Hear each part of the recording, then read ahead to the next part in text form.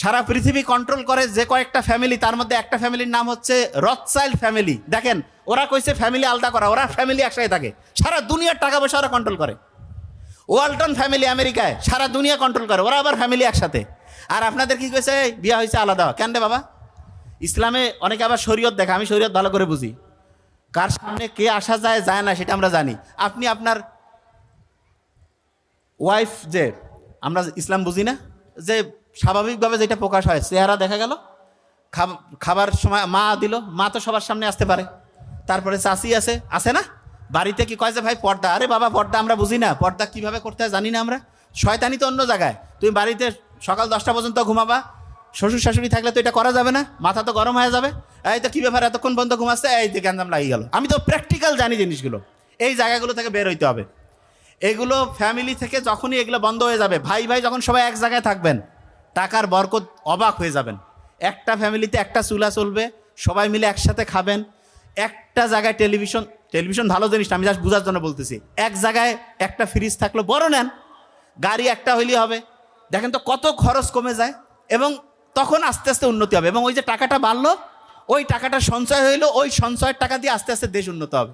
আমরা কি করতেছি, সবাইকে হচ্ছে ঋণের মধ্যে ঢুকাই দিছি, এই টিভি কিন, মোবাইল কিন, ঋণ করে কি লাভ রে বাবা? সবাই মিলে একসাথে থাকেন, আস্তে আস্তে অসাধারণভাবে সবাই উন্নতির দিকে যাবেন। ফর্মুলা তো আল্লাহ শিখাই দিয়েছে, একসাথে থাকতে হবে সবাই মিলে, একজন আরেকজনের মানে আন্তরিকতাটা এমন হবে। শোনেন, আপনি নামাজের মধ্যে একজন আরেকজনের এত ঘাড়ে ঘাড় মিলে কেন থাকেন, যাতে করে শয়তান না ঢুকে। আপনার ফ্যামিলিতে তো ডিস্টার্ব, ভাইয়ে ভাইয়ে খাতির নাই, ভাই বোনের মধ্যে ডিস্টার্ব, তা কিসের আপনি নামাজ ওইখানে যা কি করবেন? বাড়িতেই তো ডিস্টার্ব রাখি দিয়েছেন, আর সমাজে যা কি করবেন? মসজিদগুলো এত অসাধারণ সিস্টেম আল্লাহ দিয়েছে, মসজিদগুলো গেলাম, নামাজ পড়লাম, আসসালামু আলাইকুম, আরে বাবা ঠিক আছে, এটা তো হইলই। মসজিদগুলোর কাজ কী ছিল? প্রত্যেক দিন সকাল থেকে 5 বার যে আমরা নামাজে যাই, ওইখানে আলোচনা করার কথা ছিল যে কিরে এর ছেলে কিছু করে না, এ কি করে খাচ্ছে, এর একটা সমস্যার সমাধান করো। এ আজকে অসুস্থ হয়েছে, সবাই মিলে কি করা যায়? আচ্ছা ওর চাকরি চলে গেছে, সবাই মিলে একটা ব্যবস্থা করি। আচ্ছা এর টাকা পয়সার একটু অভাব, সবাই মিলে হেল্প করি। মসজিদ হওয়ার কথা ছিল এইটা। ও আল্লাহ, মসজিদে গেলাম, নামাজ পড়ে আসসালামু আলাইকুম বলে চলে আসলাম, এটা হইল? মসজিদ হচ্ছে প্রবলেম সলভিং ক্যাপাসিটি। এবং জুমার দিন যে বড় মসজিদ, ওইটার মানেটা কি? ছোট এলাকায় ঘরে ঘরে ধরেন যে কয়েকটা ঘর মিলে একটা মসজিদ, ওইখানে সব সমস্যার সমাধান হবে না। এই জন্য আল্লাহ কত সাইন্টিফিক। শুক্রবার দিন সবাই একসাথে নামাজ পড়লেন, সেইখানে কি হইলো, ওই এলাকার ওনার সমস্যা, ঠিক আছে আমরা হেল্প করি, ওই এলাকার ওনার সমস্যা আমরা হেল্প করি। ইসলাম কি অসাধারণ জিনিস দেখাই দিল। আর মসজিদের মধ্যে যে আমরা কোনো প্রবলেম সলভিং আলোচনা নাই। আমি আমার আব্বাকে বলি যে আব্বা তোমরা এলাকার যারা গাঁজাখোর ধান্দাবাজ এগুলো নিয়ে একটা দিন প্রোগ্রাম করো কেন? আমার নিজের আব্বাও হ্যাঁ কয় এগুলা তো পুলিশের কাজ। আমি বলছি কিসের পুলিশের কাজ? এবং দেখবেন ঢাকা ইউনিভার্সিটিতে যে ওই যে যারা খুব ভালো কাজ করতেছে আলহামদুলিল্লাহ, বলছে না যে এই যে মদখোর তারপরে নেশাখোর এদেরকে সরাবে, এই ভালো কাজ করতে গেলে অনেকে এসে কি কবে জানেন, ভাই এটা তো ওনাদের কাজ না, এটা হচ্ছে পুলিশের কাজ, অমুকের কাজ। এরা হচ্ছে সবচাইতে বড় নিমকা শয়তান। এই শয়তান থেকে বাঁচতে হবে। শুনেন, ভালো কাজের সময় নিয়ম, খারাপ কাজের সময় কোন নিয়ম? পুলিশ যদি কাজ করতো, বিভিন্ন কারণে পুলিশ কাজ করতে পারে না, পুলিশের সাথে আমার তো কথা, আমার নিজের মধ্যে আছে তো অনেক বন্ধু বান্ধব, কয় দোস্ত কি কাজ করবো, উপর থেকে কয় যে সারি দাও, এ কয় সারি দাও, ও কয় যে ভাই একটু দেখো স্যাক্রিফাইস করো। তাহলে কি করলে ভালো হয়? জনগণ যখন সবাই মিলে একসাথে নামবে, আমরা যদি চাই এই এলাকায় একটা গাঁজাখোর থাকবে না, একটা টেন্ডারবাজ থাকবে না, একটা চাঁদাবাজ থাকবে না, কারো বাপের ক্ষমতা আছে এই জায়গায় থাকতে পারে? কেউ পাবে? প্রশ্নই আসে না। এলাকার সবাই এক হন। এবং মসজিদ কমিটিরও তো সমস্যা আছে, কি সেটা বলি। সুদের ব্যবসা করে ধান্দাবাজ বানিয়ে দিছে কমিটির চেয়ারম্যান। কেন রে বাবা, টাকার কি এত অভাব পড়ছে? হ্যাঁ, আছে না? এবং আমি আমার আব্বাকে বলি যে আব্বা তোমরা বিভিন্ন জায়গায়, আমি বললাম যে কয়েছে এখন ভালো হবে। আচ্ছা ভালো হয়েছে? কয়েছে যে ভালো বানানোর জন্য খুব চেষ্টা চলতেছে। আমি বলছি ভালো বানানোর জন্য মানে কি চেষ্টা? কয়েছে ওকে পদ দিলে সে হচ্ছে একটা মসজিদ কমিটির পদে আছে, এই জন্য খারাপ কাজ ছাড়বে।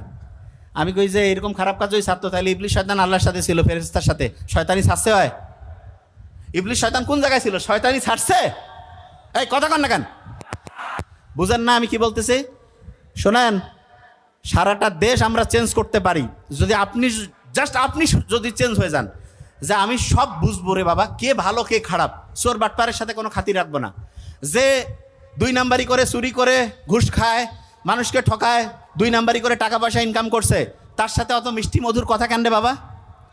হ্যাঁ দেখা হয়েছে এমনিতে আসসালামু আলাইকুম, কিন্তু ওক আবার প্রধান অতিথি বানিয়ে থুইছেন কি কারণে? পয়সার ধান্দা। তা আপনিও তো বড় চোর রে বাবা। প্রোগ্রাম বন্ধ করে দেন। সবচেয়ে সৎ লোক দিয়ে প্রোগ্রাম করতে পারলে করবেন, না হলে প্রোগ্রাম বন্ধ।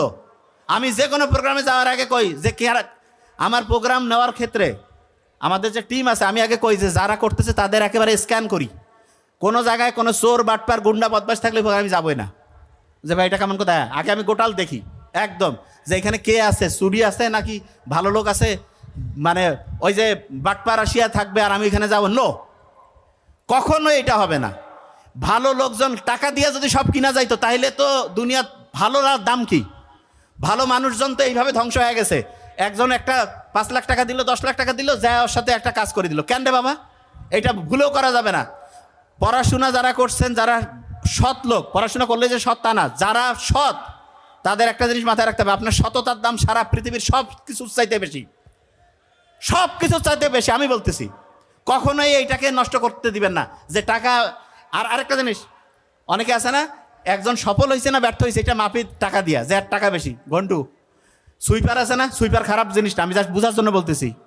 একজন একটা হচ্ছে টয়লেট পরিষ্কার করলে 500 টাকা পায়, তা দিনে যদি সে 3টা বা 4টা পরিষ্কার করে 2000, মাসে 60,000। বিসিএস অফিসার প্রথমে ঢুকে পায় ধরেন 40,000, তার বিসিএস অফিসারের চাইতে তো ওইটাই ভালো, ঠিক না? টাকা দিয়ে যদি সব কিছু পরিমাপ করেন হবে? মোটে এটা করবেন না।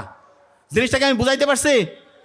মাথায় ঢুকছে? শোনেন, ভালো লোক এইটার কোনো বিকল্প নাই। কোন লোক?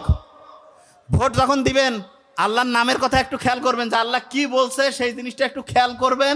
তার বাড়ির বউগুলো বেশিরভাগ দেরিতে উঠে। আমার ছোট বোনকে আমি কই তুই দেরি, অবশ্য আলহামদুলিল্লাহ উঠে, তাড়াতাড়ি উঠে, কোনো খাতির করি না। আমার বোন বউ, আমার নিজের লোককে তো আমি আগে ধরি যে তাড়াতাড়ি ঘুম থেকে উঠা লাগবে। আমার ছোট বোন ও অফিসার, যত অফিসার হও বাড়ির বউ মেইন কাজ করা লাগবে, খাবার দাবার রেডি করা লাগবে, এটা তোমার কাজ, এটা অন্য করার কাজ হবে না। তুমি এখন প্রফেসর হও, পিএইচডি ডিগ্রি হও, বাংলাদেশে প্রাইম মিনিস্টার হও, কিছু যায় আসে না, বাড়ির খাবার তোমার বানাইতে হবে। এইটা প্রত্যেকের বাড়িতে নিয়ম হবে, প্রত্যেকে এই নিয়মটা করবেন। বুঝাইতে পারছি? প্রত্যেকে। এবং শোনেন শোনেন, বাড়িতে আব্বা আম্মার সাথে সম্মান সূচক আচরণ। শোনেন, বাড়িটা ধ্বংস করলো কিভাবে? বাড়িতে আব্বা আম্মার সম্মান নাই, এটা খুব খারাপ জিনিস। আমি আপনাকে বলতেছি ক্যামেরার সামনে, আমার আব্বা আলহামদুলিল্লাহ, আমার আব্বা কেন এটা আমি চিন্তা করি, আব্বার কি রহমত। আমার দাদি বলে গেছে যে তুই দুধ ভাত খাবি। আমার আব্বা কিন্তু জীবনে খুব যে বড় কিছু করছে তা না, কিন্তু আমি দেখি আমার আব্বা যে পরিমাণ টাকা পয়সা আব্বার কাছে থাকে, এটা বড় বড় শিল্পপতি তাদের কাছে কেন? কারণ আমার ছোট ভাই ওই যে আছে নোবেল, ওর পুরা টাকাটা কিন্তু আমাদের আব্বার কাছে থাকে, এবং আমার টাকা যখন যেটা বেশিরভাগ থাকে আমার কাছেও থাকে কিছু, কিন্তু ওর পুরো টাকাটা কিন্তু বাসায় থাকে আব্বার কাছে। তা সেদিন আমি গল্প করতেছিলাম, কাছে কী ব্যাপার, বাড়িতে আব্বার কাছে, হ্যাঁ টাকা লাগলে আব্বার কাছ থেকে নেই। এবং এইটার যে বরকত, আমার ছোট ভাই আছে, ওকে আমি আবার আরেকটা বুদ্ধি দিছি যে প্রত্যেকদিন আম্মাকে টাকা দিবি। আম্মা আবার অল্পতেই দোয়া করে খুব, প্রত্যেক দিন বোধহয় আম্মাকে 2000 না 3000 ভাই কি একটা সিস্টেম আছে এখন, প্রত্যেক দিন 2000। ওই যে রুগী দেখে একটা পার্সেন্টেজ আম্মাকে দেয়। আমি বলছি খালি আল্লাহর রহমত, জাজাকাল্লাহ, খালি হইতে থাকবে। এবং আনবিলিভেবল, কোনো দিন কমবে না, আল্লাহ নিজে কইছে কোনো দিন কমবে না। ও কাছে ভাই সত্যি দিয়ে, এবং ও আমার কাছে ভাই আসলে তো এত বরকত, যারা আমাদের রুগী দেখার এই যে টিম আছে এখানেও আছে, কাছে যে আঙ্কেল ওর তো 10-12 দিন আগে সিরিয়াল বুকড, সিরিয়াল নেওয়ার কোনো বুদ্ধি থাকে না। আমার বন্ধু বান্ধবরা মেসেজ আছে, দোস্ত একটু সিরিয়াল লাগাই দাও, যে কেন কয়েছে যে 12 দিন পরে সিরিয়াল দিয়েছে। তা এইটা হচ্ছে বাপ মার দোয়া কারেন্টের মতো কাজ করবে। কিসের ওইলা অলি পীর হ্যান ত্যানের পিছিয়ে দৌড়ি লাভ আছে? বাড়িতে সবচেয়ে সেরা পীর, সবচেয়ে সেরা অলি বসে আছে, আব্বা আম্মার সাথে কানেকশন করেন না কেন? সমস্যাটা কোন জায়গায়? শয়তান আসি বুদ্ধি দেয় না, যে আব্বা আম্মা ভালো না। এই যে প্রথম শয়তান যে বুদ্ধিটা দেয়, ওই যে ও লিখছে ফ্যামিলির বন্ডিংটা ধ্বংস করবে। ফ্যামিলির বন্ডিং ধ্বংস করা মানে আব্বা আম্মার দাম কমাই দিল। আব্বা আম্মা যতদিন বাসায় থাকবে আব্বা আম্মার উপরে কোনো কথা নাই। দাদা দাদি থাকলে ঠিক আছে, সেটা তো ওনার আব্বা আম্মা, আবার উনি হ্যান্ড ওভার করে দিবে কমান্ডার ইন চিফ, নাইলে আব্বা আম্মা।